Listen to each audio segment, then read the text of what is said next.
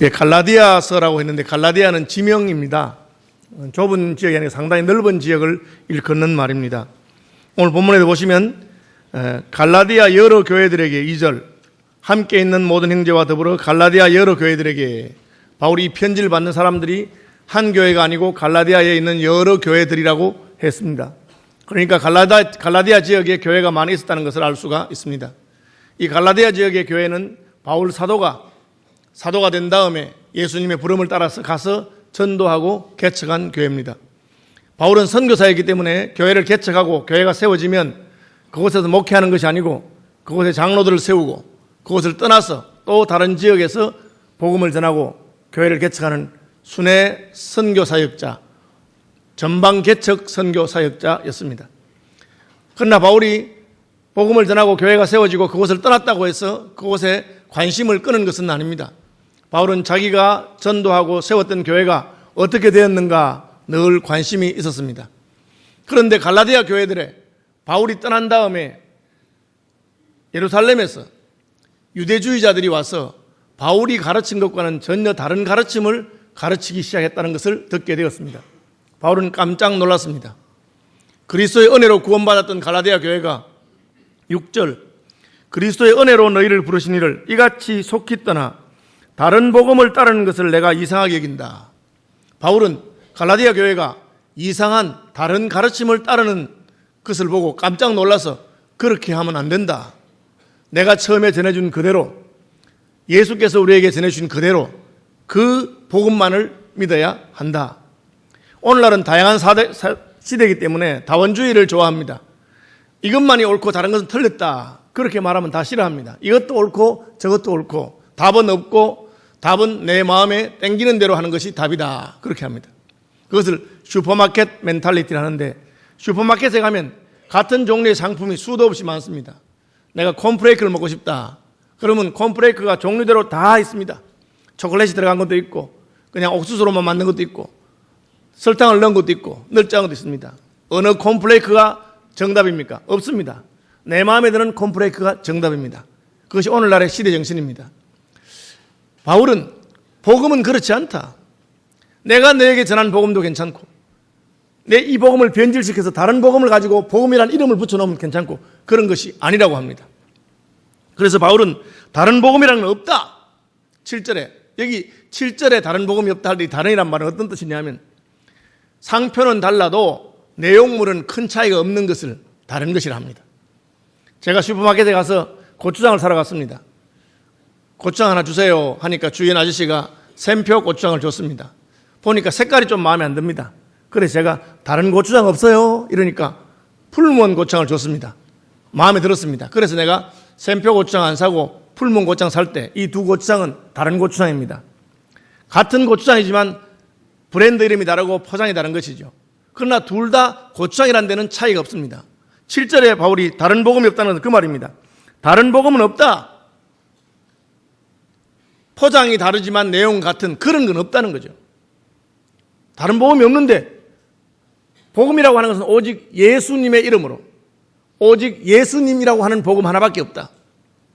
예수님 말고 하나님의 아들이 또 있습니까? 없습니다. 독생하신 아들이라고 그렇게 말했습니다. 그런데 오늘날 많은 이단과 사이비 가운데 자기가 예수님의 아들이라고 하는 것, 재림 예수라고 하는 그런 사람들이 있습니다. 문선명이가 그랬고 정명세가 그랬습니다. 대놓고 재림 예수라고 하기 못하니까 자기가 예수님 동생이라고 하는 사람도 나타났습니다. 세례와이라고 하는 사람도 나타났습니다. 그런 것은 없습니다. 천하 인간의 예수님이라고 하는 분은 지금부터 2000년 전에 유대 땅 베들레헴 에브라타에 태어나시고 하나님으로서 사람이 되셔서 우리 죄를 위해 죽으신 그분밖에 없습니다. 천하 인간의 구원 얻을 만한 다른 이름을 주신 적이 없다. 그렇게 말씀하셨기 때문입니다. 그런데 그리스도의 은혜로 너희를 부르신 이를 이같이 속히 떠나 6절 다른 복음 따르는 것을 내가 이상하게 여긴다. 다른 복음이 없다 했는데 왜 다른 복음을 따른다 합니까? 이 6절의 다른은 또 약간 다른 표현입니다. 아까 제가 말한 것처럼 샘표 고추장이나 풀무원 고추장은 상표는 달라도 고추장이라는 것은 차이가 없습니다. 제가 교사를 하다가 분필을 가지고 칠판에 이렇게 글을 쓰는데 분필이 딱 부러져 버렸어요. 그래서 다른 분필 없나 하고 보니까 그 칠판에다가 누가 이렇게 분필 긴 걸 하나 놓았어요. 그래서 그걸 쓰려고 딱 집어서 쓰는데 안 써요. 왜 안 쓰일까 보니까 생긴 거는 분필처럼 생겼는데 이거는 분필이 아니고 나무를 깎아가지고 하얀 페인트 칠해놔서 분필처럼 만들어 놓은 모양이었어요. 이거는 다른 거네. 이 말은 분필처럼 생겼지만 분필이 아니다 그 말입니다. 오늘날 얼마나 이 모조품을 잘 만듭니까? 저는 식당에 가보면 한 번씩 메뉴를 이렇게 만들어서 유리 안에다가 전시해 놓은 거 있는데 기가 막혀요. 진짜 먹음직스럽게. 옛날에는 보면 좀 가짜 같았는데 요즘은 꼭 진짜같이 만들어 놨어요. 만져보고 싶다니까. 저 진짜인지. 꽃도 여러분 요즘은 이 조화가 얼마나 잘 나오는지 이게 진짜인지 가짜인지 구별이 안 돼. 그죠? 그래서 만져보면 이게 꽃이 아니구나. 천이구나. 그렇게. 그 다른이 6절입니다. 상표는 다르지만 내용은 같은 그런 다른 복음은 없다. 너희가 따르는 다른 복음은 겉으로 보기엔 비슷하지만 사실은 전혀 다른 것이다. 그것이 다른 복음입니다. 그리스도 예수의 은혜를 떠나서 다른 것을 쫓는 것은 다른 복음, 다시 말하면 비슷하지만 다른 것, 사입이라 합니다. 유사품에 주의하세요 하는 그 유사품입니다. 그런 것을 따르면 되지 않는다고 바울이 말하고 있습니다. 바울은 갈라디아 교회가 자기가 전해주었던 예수 그리스도의 피 묻은 복음, 예수 그리스도의 은혜로만 구원받는 그 복음을 떠나서 다른 복음을 쫓는 것을 보고 너무 기가 막혔습니다. 그 다른 복음이 무엇이었습니까? 유대에서 내려온 율법주의자들이 예수 믿으세요? 예, 예수 믿습니다. 그러니까 그러면 할례는 받으셨나요? 이렇게 물어봅니다. 할례가 뭔데요? 어머나 이걸 어떻게? 할례를 안 받으면 구원받지 못해요. 아니 그런 말 바울 선생님이 하신 적이 없는데요. 이 바울은 뭘 잘 몰라서 그런 모양인데 예수 믿고 구원받으려면 먼저 할례 받고 유대인이 돼야 됩니다. 할례 받고 유대인이 되어서 율법을 따라 살면서 예수 믿고 구원받는 거지 그냥 바로 구원받는 법은 없습니다. 그렇게 가르치는 것입니다. 물론 유대인들은 할례를 받았고 율법을 지키다가 예수님 만나서 구원받았습니다. 헬라인들도 그렇습니까? 이방인들도 그렇습니까? 초대교회 이것 때문에 논쟁이 붙었습니다. 결론은 무엇입니까? 내가 할례도 받지 않은 유대인들에게 세례를 줬는 이방인들에게 세례를 줬는데 베드로의 말입니다. 내가 주고 싶어 준 거 아니다. 내가 고넬료의 집에 갔더니만은 복음을 전하는데 성령께서 바로 임하셔가지고 처음 우리에게 성령이 임하신 것처럼 그렇게 임해서 하나님이 성령이 임한 사람을 내가 세례 안 줄 수 없어서 줬는데 내가 먼저 그렇게 한 거 아니다. 이 베드로의 고백입니다. 이러한 베드로의 고백을 들으면서 초대교회는 어머나 할례 받는 것이 구원의 필수적인 것은 아니구나. 유대인들도 지지 못하던 멍에를 이방인들에게 지워서는 안 되겠구나. 우리가 구원은 오직 하나님의 은혜로만 받는구나. 그것을 이미 예루살렘 공회에서 결정했어요.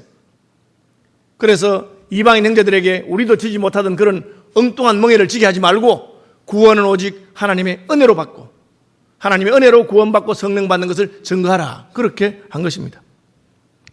그랬는데 유대인들 율법주의자들 가운데 이것이 불만이 있어서 예루살렘에서는 안 되니까 쫓겨나서 이 지역 저 지역 다니면서 그 교회들에 가서 자꾸 자기들의 주장을 전하는 자들이 생겼습니다. 그래서 바울은 이 편지를 쓴 것입니다. 구원은 오직 예수의 은혜로만 받는 것이다. 예수님으로 말미암아 받는 것이고 거기에 우리의 공로나 우리의 수고는 아무런 도움이 되지 못한다. 이렇게 한 것입니다. 할례 받는 것이 나쁜 것입니까? 율법을 지킨 것이 틀린 것입니까? 그렇지 않습니다. 예수 믿는 사람들이 도덕적이고 윤리적인 것이 나쁜 것입니까? 옳은 것입니다. 그러나 그것이 아무리 옳고 좋은 것이라 하더라도 그것을 통해서 구원받는다고 가르치는 것은 잘못된 것입니다. 왜요? 그것이 잘못되어서가 아니라 한번 따라합시다. 충분하지 못하다. 우리가 착하게 사는 것은 좋은 것이고 윤리적으로 살아도 되고 하지만 그것이 우리를 구원할 만큼 충분하지 않습니다. 만약 우리가 착하게 살아서 율법을 지켜서 할례를 받아서 구원을 얻을 수 있었다면 하나님께서는 자기 아들 예수를 십자가에 못 박지 않으셨을 것입니다. 십자가에 못 박지 않고는 아들이 죽지 않고는 우리가 구원받을 수 없기 때문에 하나님이 예수님을 보내시고 십자가에 못 박게 하신 것입니다. 예수님도 마찬가지입니다. 본인이 십자가에서 죽지 않으시고도 우리가 구원받을 수 있는 길이 있다면 그렇게 하셨을 것입니다. 그러나 죄에서 우리를 사하고 우리를 구원하는 유일한 길은 예수께서 우리를 대신해서 십자가에 죽으시는 수밖에 없었기 때문에 예수님께서 십자가에 죽으신 것입니다. 율법이나 윤리나 도덕이나 할례를 주장하는 사람은 그것이 틀려서가 아니라 온전하지 못한 것을 가지고 마치 온전한 것처럼 하기 때문에 그렇습니다. 여러분, 가톨릭은 우리가 착하게 살아야 된다는 걸 강조합니다. 그것까지는 괜찮습니다. 그러나 착하게 살아야만 구원 얻을 수 있다라고 말한다면 그것은 어리석은 것입니다. 왜? 우리가 아무리 착하게 살고 아무리 윤리적으로 살아도 우리의 의는 하나님 보시기에 온전한 것이 아닙니다. 그래서 이사야 선지자는 우리의 의는 다 누더기와 같아서 얼룩덜룩하다는 거죠. 기운 것과 같다는 거죠. 그래서 하나님 앞에서 온전한 것이 아니기 때문에 그것을 가지고 하나님께 나갈 수는 없는 것입니다. 왕이 자기 잔치에 초대하고는 내 잔치에 오는 사람들은 옷에 먼지나 티나 얼룩이 하나도 없이 깨끗한 흰 옷을 입고 와야 된다. 그렇게 했습니다. 그래서 전부 다 집에서 깨끗한 흰 옷을 세탁해서 입고 왕궁을 갔습니다. 그런데 왕궁 앞에 진흙탕이 있는 거예요. 진흙탕이. 아무리 비켜가려 해도 그 진흙탕을 비킬 수가 없어요. 조심성이 없는 사람은 옷을 많이 버렸고 조심성 있는 사람은 조금 버렸지만 하나도 안 버린 사람은 없어. 그럼 어떻게 됩니까? 아무도 그 왕의 잔치에 들어갈 수 없습니다. 왜? 옷을 검사하는 사람들이 구석구석 살펴서 여기 세 군데 흙탕물이 묻어서 못 들어갑니다. 그렇게. 그럼 어떻게 왕의 잔치에 들어갑니까? 그 문으로 들어갈 수 있는 사람은 아무도 없는데 뒷문이 하나 있습니다. 뒷문은 어떤 사람이 들어가느냐? 가난한 사람, 죄인들, 왕 앞에 고개를 들지 못하는 그런 누추한 사람들을 위해서 뒷문을 열어놨어요. 그 문은 옷이 아무리 버려져도 들어갈 수 있어요. 다만 거기 들어가려면 체면을 다 구깁니다. 나는 더러운 사람이요, 죄인이요, 누추한 사람이요, 그렇게 인정하고 저는 죄인입니다. 그렇게 하고 가는 사람은 그 문으로 들어갈 수 있어요. 여러분, 우리가 예수 믿어서 구원받는다는 뜻이 무엇입니까? 내 힘으로는 못한다는 뜻이죠. 그것이 하나님의 은혜입니다. 내가 내 힘으로 하지 못하는 것을 깨닫게 되었을 때 우리는 하나님만을 의지하게 될 것입니다. 바울은 그것을 말합니다. 나는 사도가 되었습니다. 1절. 이 편지를 쓰는 나는 사도입니다. 바울이 사도라고 말하니까 오늘날의 관점에서 생각한다면 대단하죠. 교회 가운데 가장 높은 직책 아닙니까? 그러나 지금은 전 세계에서 예수 믿는 사람이 가장 많고 큰 종교가 하지만 바울이 이 갈라디아서를 쓸 때만 해도 기독교는 아주 작은 종교, 유대교의 한 종파로 인정받았고 유대교에서도 배척을 당하고 로마의 황제도 박해하는 그런 종교였습니다. 오죽했으면 십자가에 도는 유대인들에게는 거리끼는 것이요 헬라인들에게는 미련한 것이라 그렇게 했겠습니까? 유대인들이 생각하기를 십자가에 달려 죽은 예수를 하나님이 보내신 메시아라니까 말이 안 되는 거예요. 율법에 따르면 나무에 달려 죽은 자는 저주를 받았어요. 하나님께 저주를 받아 죽었기 때문에 나무에 달려 죽은 자는 메시아가 될 수가 없어요. 예수님은 십자가라고 하는 나무에 달려 죽었는데 왜 예수를 메시아라는가? 그것은 아주 모욕적인 것이고 신성모독적인 것이고 끄리끼는 것이었습니다. 헬라인들이 생각할 때는 헬라의 신 개념이 있어요. 그리스 로마 신화에 얼마나 많은 신들이 있습니까? 신들은 잘생기고 싸움도 잘하고 능력도 있고 나라를 통치하고 그런 게 신입니다. 예수님과 같이 고운 모양도 없고 풍채도 없고 로마의 군인들의 모욕을 당하고 침뱉음을 당하고 자기 백성들에게 배신을 당하고 십자가에 달려 죽은 그런 존재가 하나님의 구원자라는 것은 이해할 수가 없는 거예요. 제가 수년 전에 어느 무슨 종교의 전도지를 봤는데 일어났어요. 예수님은 33살밖에 못 살고 죽었고 누구는 오래오래 살았다 뭐 이런 식으로. 그 세상적인 가치관으로 볼 때는 전혀 인정할 수 없는 것입니다.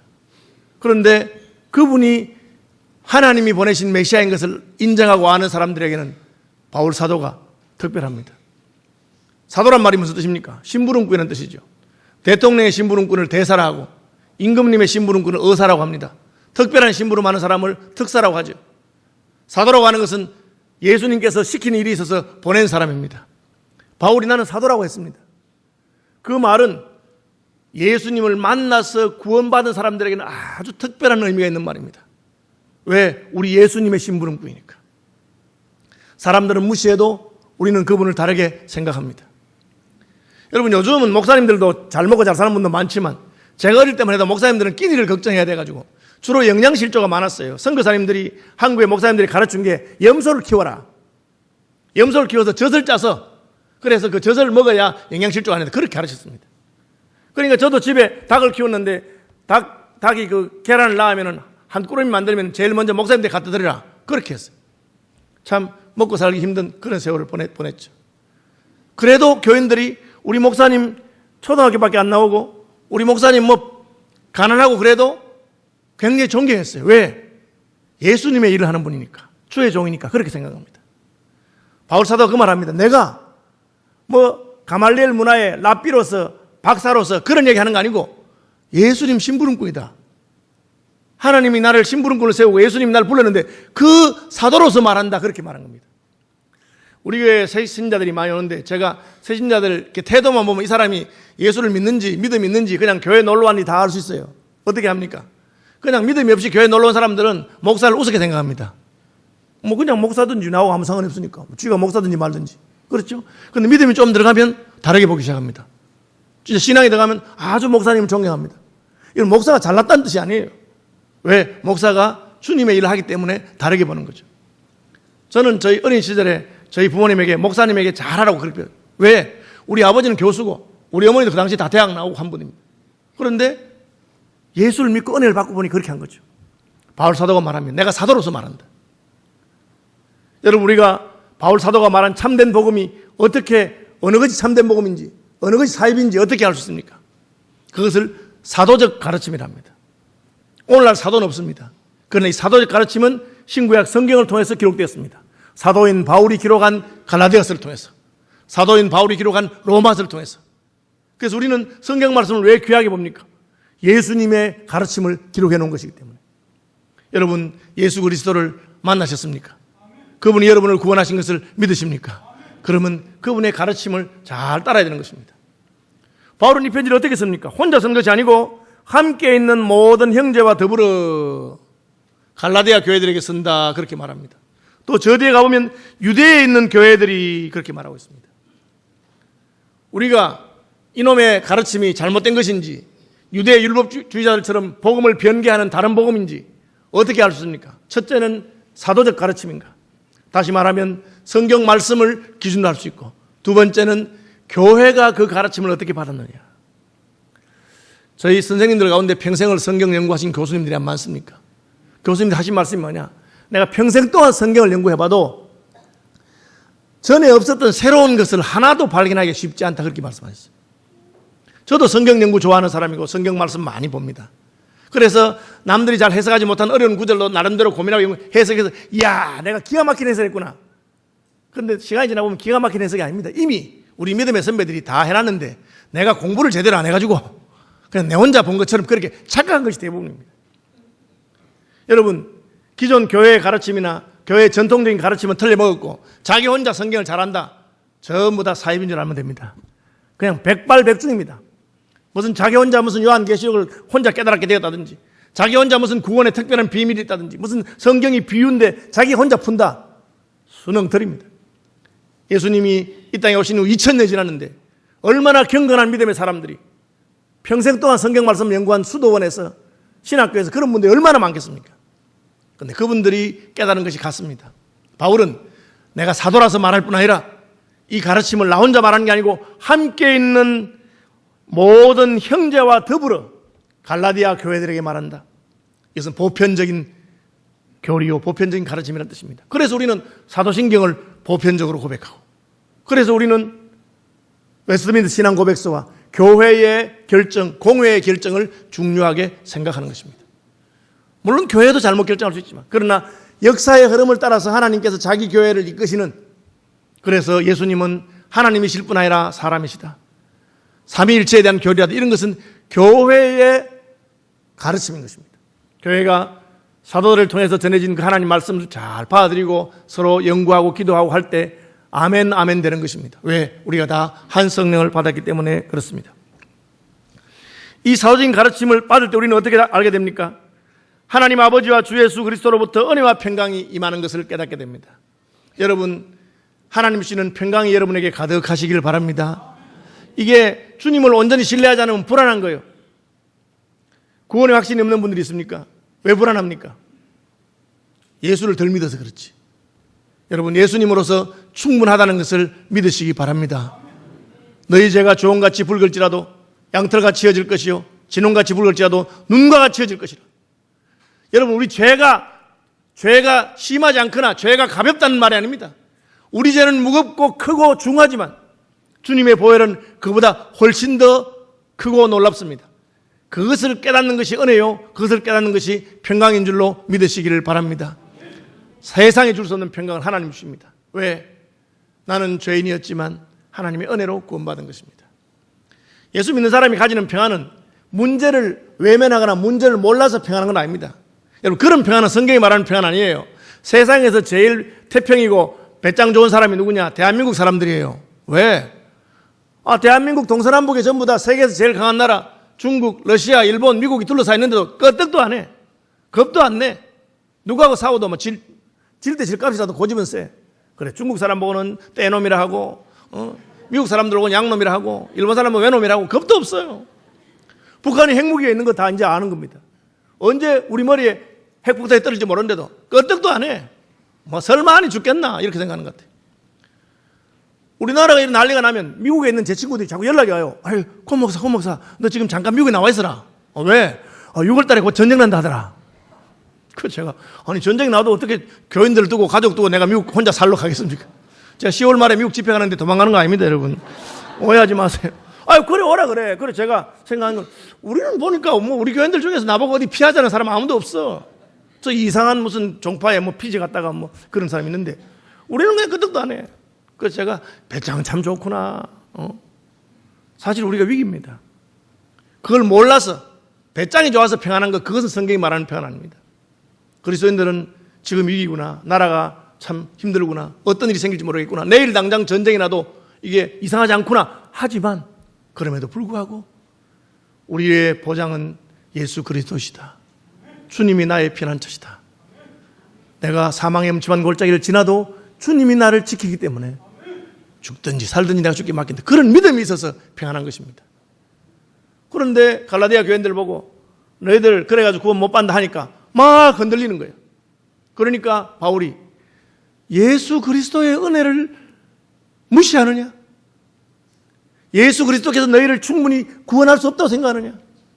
저는 어릴 때는 이 예정설이 너무너무 싫었어요. 아이고, 뭐 내가 아무리 해도 예정 안 됐으면 구원 못 받고, 내가 제멋대로 살아도 그냥 예정됐으면 구원받는 그 말인 줄 알았어요. 그런 뜻이 아닙니다. 칼빈이 예정설을 말한 것은 한번 해봐라는 거죠. 구원받기 위해서 아무리 노력해도 하나님의 기준에 도달할 수 없다는 것을 깨달은 인생의 좌절에 하나님이 걱정하지 마라. 네가 노력한 것으로는 안 되지만 내가 너를 선택해서 너를 구원해 주겠다. 하나님의 은혜를 표현하는 것이 예정이라는 뜻입니다. 저와 여러분의 구원이 우리의 노력이나 수고에 제한되지 아니하고 하나님의 선택과 하나님의 의지에 있는 것을 기뻐하고 받으시기를 바랍니다. 그래서 바울은 뭐라고 합니까? 찬송한다. 영광이 그에게 세세토록 있을지어다. 아멘. 하나님의 은혜 다른 사람은 찬송하게 됩니다. 왜? 나는 아무것도 아니지만 나 같은 자를 구원하신 것 감사 찬송하기 때문에 그렇습니다. 주님께서 나를 위해 하신 것을 생각하니까 잊을 수가 없습니다. 우리가 어찌 그 은혜를 버리고 다른 길로 가겠습니까? 우리는 인간의 노력을 무시하는 사람들이 아닙니다. 수고하고 애쓰고 충성하는 것이 얼마나 귀합니까? 그러나 그것이 귀하다고 해서 그것으로 구원을 이룰 수 있다고 하는 것은 교만한 것입니다. 우리가 더 거룩하게 살고 더 착하게 산다 해서 서울 시민께서 내가 아무리 착하고 제일 충성한다고 해서 그것을 들고 하나님께 갔다가는 우리의 의는 누더기와 같은 것이기 때문에 천국 문에 들어가지 못합니다. 그러나 나는 죄인이요, 나는 소망이 없는 자이지만 오직 예수의 은혜, 예수의 피, 예수의 보혈을 의지해서 갑니다 할 때 우리는 구원받는 것을 기억하시기를 바랍니다. 한번 따라합시다. 오직 한 길, 오직 예수, 오직 은혜, 예수의 은혜가 저와 여러분을 붙드시기를 축복합니다.